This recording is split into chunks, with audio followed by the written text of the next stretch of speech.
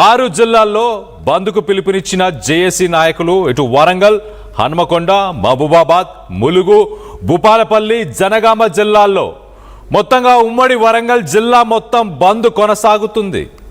డిపోల ముందు నిరసనకు ఆర్టీసీ కార్మికులు దిగారు. బంద్ కారణంగా ఇటు పోలీసు శాఖ అప్రమత్తమైంది. ఉమ్మడి వరంగల్ జిల్లా వ్యాప్తంగా ఆర్టీసీ డిపోల్లో భారీగా పోలీసులను మోహరించారు.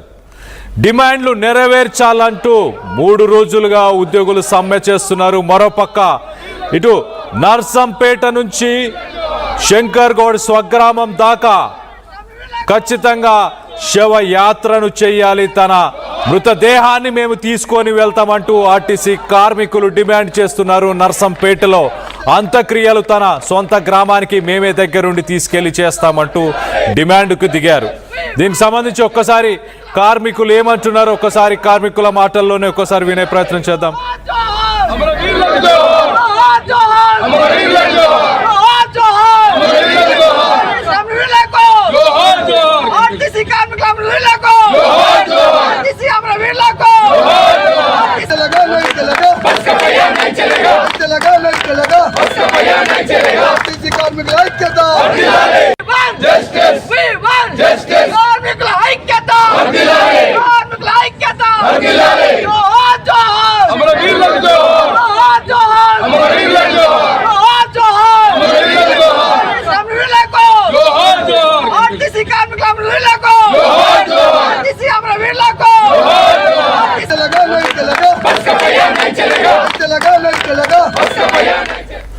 We want justice.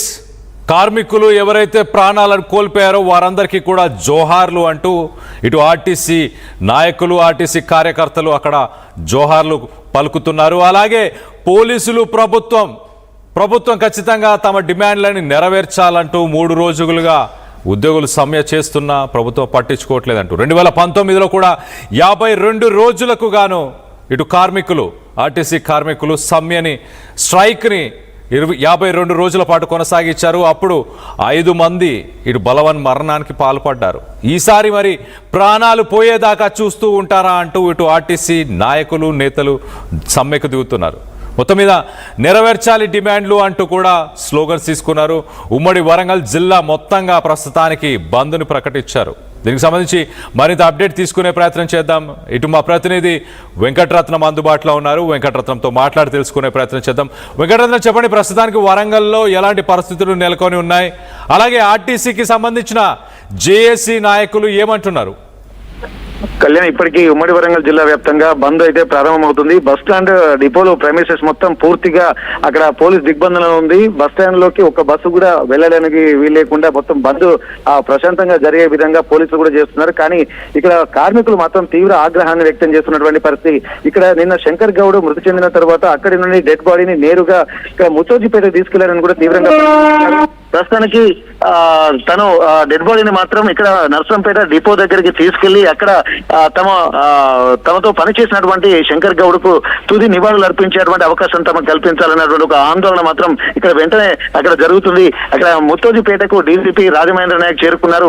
అక్కడ కూడా ఉద్రిక్త పరిస్థితులు నెలకొన్నాయి. పోలీసులను కూడా అడ్డుకుంటూ తమ ఇక్కడ శంకర్ గౌడ్ డెడ్ బాడీని మాత్రం ఖచ్చితంగా నర్సంపేట డిపోకి పంపించాలన్నటువంటి ఒక విజ్ఞప్తిని చేస్తున్నారు. ఒకవేళ పంపించకపోతే మాత్రం తీవ్ర పరిణామాలు ఉంటాయని చెప్పి ఇక్కడ కార్మికులు కూడా హెచ్చరిస్తున్నటువంటి పరిస్థితి. అక్కడికి సంబంధించినటువంటి బీఆర్ఎస్ ప్రజాప్రతినిధులు కూడా చేరుకున్నారు. బీఆర్ఎస్ నాయకులు ప్రయత్నం చేద్దాం. వెంకటరత్నం, చెప్పండి, ప్రస్తుతానికి వరంగల్లో ఎలాంటి పరిస్థితులు నెలకొని ఉన్నాయి? అలాగే ఆర్టీసీకి సంబంధించిన జేఏసీ నాయకులు ఏమంటున్నారు?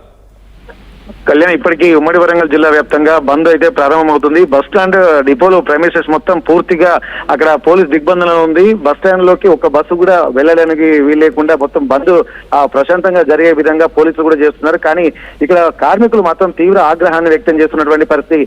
ఇక్కడ నిన్న శంకర్ గౌడ్ మృతి చెందిన తర్వాత అక్కడి నుండి డెడ్ బాడీని నేరుగా ఇక్కడ ముచ్చోజిపేట తీసుకెళ్లారని కూడా తీవ్రంగా ప్రస్తుతానికి తను డెడ్ బాడీని మాత్రం ఇక్కడ నర్సంపేట డిపో దగ్గరికి తీసుకెళ్లి అక్కడ తమతో పనిచేసినటువంటి శంకర్ గౌడ్ కు తుది నివాళులు అర్పించేటువంటి అవకాశం తమకు కల్పించాలన్నటువంటి ఒక ఆందోళన మాత్రం ఇక్కడ వెంటనే అక్కడ జరుగుతుంది.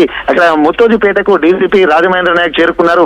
అక్కడ కూడా ఉద్రిక్త పరిస్థితులు నెలకొన్నాయి. పోలీసులను కూడా అడ్డుకుంటూ తమ ఇక్కడ శంకర్ గౌడ్ డెడ్ బాడీని మాత్రం ఖచ్చితంగా నర్సంపేట డిపోకి పంపించాలన్నటువంటి ఒక విజ్ఞప్తిని చేస్తున్నారు. ఒకవేళ పంపించకపోతే మాత్రం తీవ్ర పరిణామాలు ఉంటాయని చెప్పి ఇక్కడ కార్మికులు కూడా హెచ్చరిస్తున్నటువంటి పరిస్థితి.